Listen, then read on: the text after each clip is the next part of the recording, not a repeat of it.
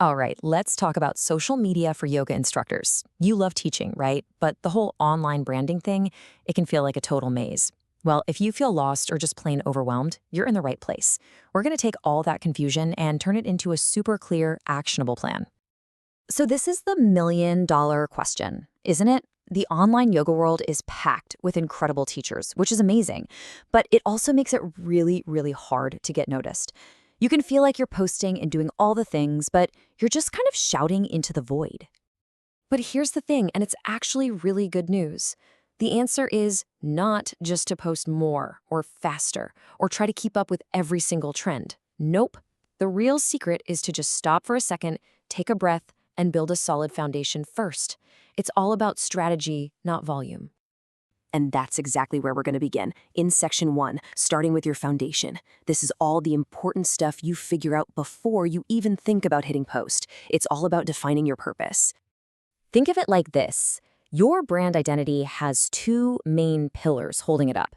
On one side, you've got your why, your mission, your values. This is the heart and soul of your teaching. And on the other side, you've got your what, your expertise, your niche. This is the specific thing that you do that makes you different from everybody else. So what does a niche actually look like?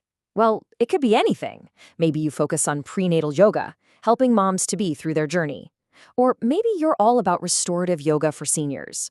Or hey, maybe you do high-energy yoga for athletes. The more specific you get, the easier it is for your people, the right people, to find you. Okay, so once you know who you are, it's time for section 2, defining your ideal student. This is huge. The goal here is to stop trying to talk to everyone and instead start talking to someone, one specific person. First things first, you have to really understand what they're going through. What are their challenges? And I mean, think deeper than just they need to stretch. Are they a corporate professional with constant neck pain from their desk job? Maybe an athlete terrified of getting an injury? Or a new parent who is just desperate for one single moment of quiet? These pain points, that's where you come in. Now, on the flip side of their challenges, are their dreams. What are they trying to achieve? What are their goals? Maybe it's running their first marathon, or having a healthier pregnancy, or just being able to play with their grandkids without their back screaming at them. When you know what they're reaching for, you can show them how your yoga is the bridge to get there. And finally, we get to the absolute heart of it. What really motivates them to get on the mat? Beyond just the physical stuff. Is it a search for strength? A need for mental clarity in a chaotic world? A desire for some kind of spiritual connection? When your content speaks to this core motivation, wow, that's when you're no longer just an instructor. You become an essential part of their journey. All right, let's move on to section 3 and talk about how to create consistent content. Now that you know your why and you know who you're talking to, we can start creating the what. This is how you turn your brand into a presence that people recognize and trust. A massive part of this is your brand voice. Think of it as your personality, just in word form. Are you super encouraging and supportive, more informative and technical? Are you calm and meditative, or are you energetic and playful?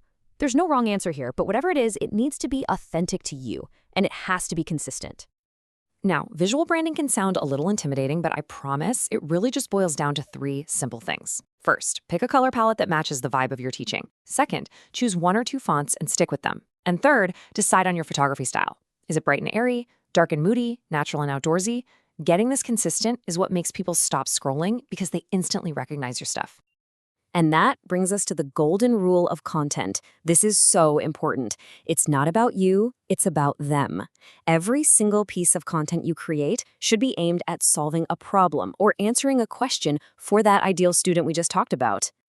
So if your ideal student is that stressed out professional, you create quick tutorials for relieving neck tension at their desk. If they're an athlete, you post high-quality videos on improving flexibility to boost performance. If they're searching for peace, you share quotes about finding inner calm. See how it all connects back?